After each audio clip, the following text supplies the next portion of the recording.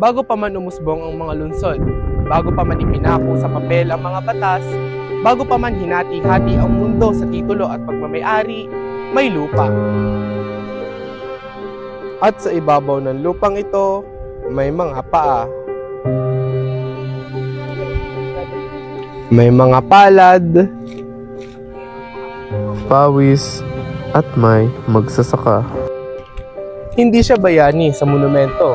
Hindi siya bida sa kasaysayang itinuturo sa silid-aralan. Ngunit sa bawat butil ng kaning kanyang itinanim, may kasamang pag-asa ng bayan. Sa El Filibusterismo, ang lupang inaagaw noon ay siya ring lupang patuloy na inaagaw ngayon. At ang katahimikang ipinataw noon ay katahimikan pa ring naririnig natin sa kasalukuyan.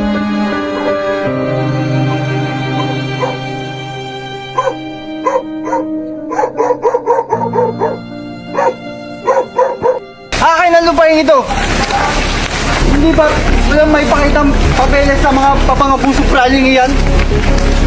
Kabesang Tales ay hindi lamang tauhan sa nobela. Siya ay hulma ng kasaysayan, hinubog ng lupa at binugbog ng sistema. Isang lalaking hindi humingi ng yaman, kundi karapatang magbungkal ng lupang siya mismo ang naglinis, nagpaunlad at nagbigay buhay. Ngunit nang ang lupa'y namunga, doon dumating ang mga kapangyarihan. May hawak na papel, may dalang batas, at may kasamang dahas.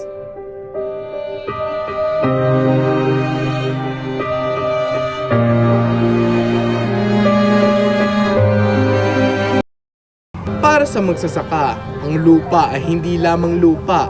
Ito ay almusal ng anak. Ito ay matrikula sa paaralan.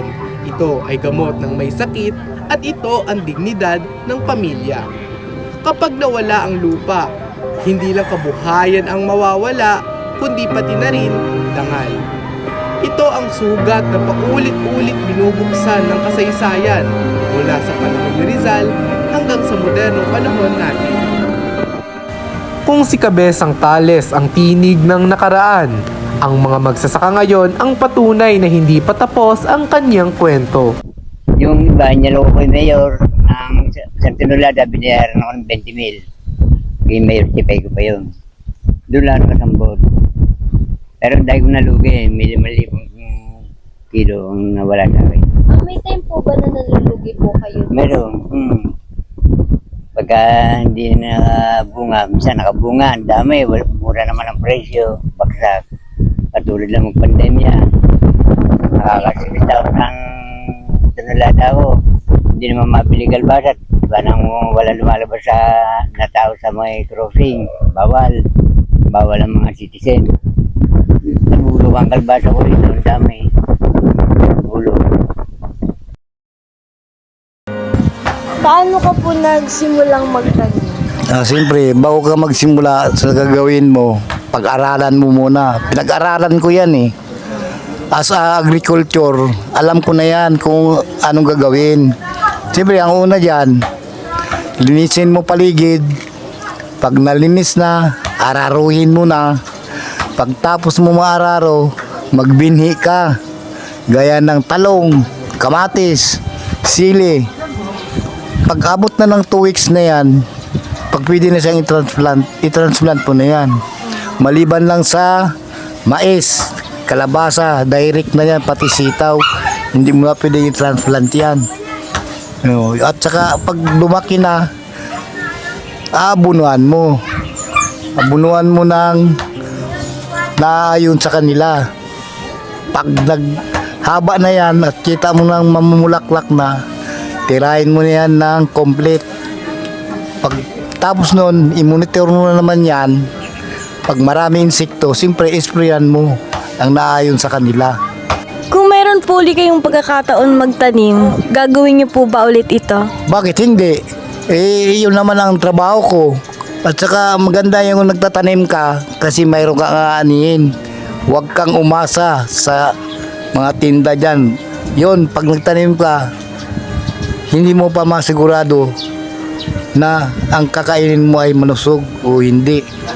Ano po ang inyong nararamdaman kapag po kayo ay nagtatanim? Siyempre, parang naglalaro ka lang ng laro. At saka makikita mo naman kung ano ang resulta noon. At saka matutuwa ka pag ang tanim mo ay maganda. At saka nasusubaybayan mo ang kanyang paglalaki. At diyan mo makikita ang gen nila. Siyempre, pag gaya rin sa isang tao yan, pag kung mahal mo ang iyong pamilya ay mamahalin mo rin sila. Ganun yun. Ano po ang maipapayo niyo sa mga balak magsaka o magtanim? Siyempre, hindi balak talagang gawain na yan ng isang tao. Kasi pag ikaw may tinanim, meron kang aanin. Ano po yung mga hamon o problema na kinaharap niyo po? Marami tayong problema dyan. Lalo na pag ang iyong tanim ay pinipiste. Siyempre, gumawa ka ng solusyon. Nandyan yung mga insecticide kung anong naangkop sa kanila para gumanda ang ani mo. Ano po yung mga pangangailangan nyo sa pagtatanim po? Siyempre, pag may tanim ka, alagaan mo. Una, abunuhan mo. Inspeksyonin mo yan, alagaan mo siyang maigi para makita mo kung payat ba o hindi. Pag nakita mo na kulang ang kanilang kalusugan, siyempre, abunuhan mo. Pag kung may mga kulisap, isprayan mo. Yun ang mga pangunahing gagawin talaga ng isang magsasaka. At saka, tiyagaan mo. Linisin mo ang paligid. Ano po ang kahulugan sa inyo ng lupa bilang magtatanim po? Siyempre bilang magtatanim, siyempre, ang lupa ay mahalaga yan. Alangan naman itanim mo yan sa tubig. Siyempre, sa lupa yan. Kaya yan mahalaga sa buhay talaga ng isang tao, ang lupa. At lalong-lalo na sa pagtatanim. Kasi pag walang lupa, hindi yan sila mabubuhay. Kung makakausap niyo po si Kabisang Tales, ano po ang sasabihin niyo? Ako'y hanga sa taong iyon. Kasi kung di dahil sa kanyang kasipagan, hindi makaganon ang kanyang buhay. Kaya marami sa atin na akala mo kung sino sila. Pero ang hindi nila iniisip, yung ang isang tao pag masipag, marami ang gen. Kaya nabibiyaan siya na maganda dahil sa sipag niya. Ano po ang masasabi niyo sa mga taong nang mamaliit sa mga magsasaka po? Ang masabi ko sa mga taong minamaliit nila ang magsasaka, hindi nila alam na doon ang kanilang buhay. At saka mga tamad yun. Kasi ang magsasaka ay masipag yan. At ang pinakakuan doon, yung inggit nila. Pag lalo na marami ka ng na-harvest, na magaganda yung mga naging mo sa pagtatanim, diyan na magsisimula ang kanilang pag-iinggit at pagsisilos. Si Basilio ay anak ng magsasaka, anak ng lupa at hirap. Ang edukasyon ay kanyang sandata, ngunit hindi sapat kung ang sistemang kanyang babalikan ay siya ring sistemang umaapi sa kanyang pinagmulan. Ganito umiikot ang siklo ng kawalan ng lupa, inaagaw ang bukirin at pinapahinto ang pangarap.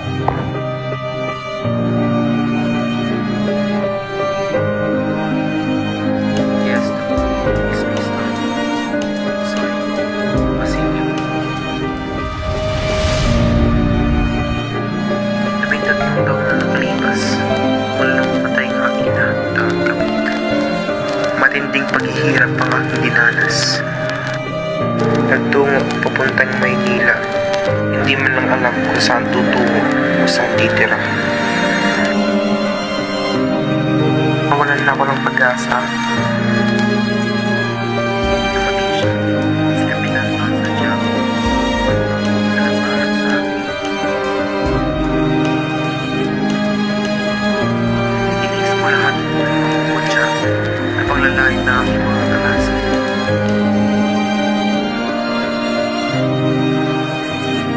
Mami mo ba yun? Ang bago! At saka tingnan mo yung pananamit niya. Para siyang pulubi. Nung tumutong ako ng 3 taon ko sa pag-aaral, ay bumuti-buti ang aking kalagayan.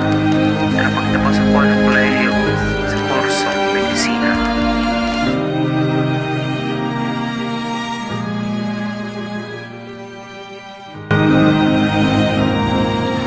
Sa likod ng bawat magsasakang inaapi, may pamilyang nagdurusa at madalas ang kababaihan ang unang nagsasakripisyo sa katahimikan, sa takot at sa pagkawala ng sariling pangarap.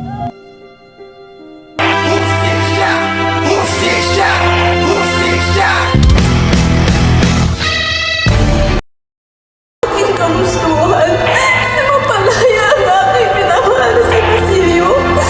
Aking tinapitan si Padre Camora. Gagawin ko ang lahat para sa aking mga minamahal. Dahil ang kapalit ay isang masaklap na kapalaran. Si Basilio? Kaawa ako ni Basilio. Wala akong magawa sa aking sinapit. Ngayong isa dahil sinapitan ko na siya tumutuloy sa kanya.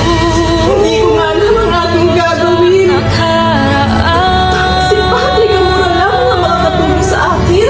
Sapagkat sa bawat taong aming nilapitan, dala ang pag-asa kami matulungan ng aking minamahal na si Basilio ay mapalaya sa pagitan.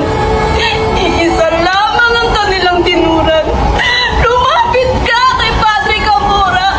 Lumapit ka kay Padre Camora! Lumapit ka kay Padre Camora! May matagal ng pagnanasa. Hayaan niyo na ako! Hayaan niyo na ako bukasan ang aking buhay. Para paglapan mo. Ang tanong sa El Filibusterismo ay tanong pa rin sa ating panahon. Kanino ang lupa? Kanino ang ani? Kanino ang bayan?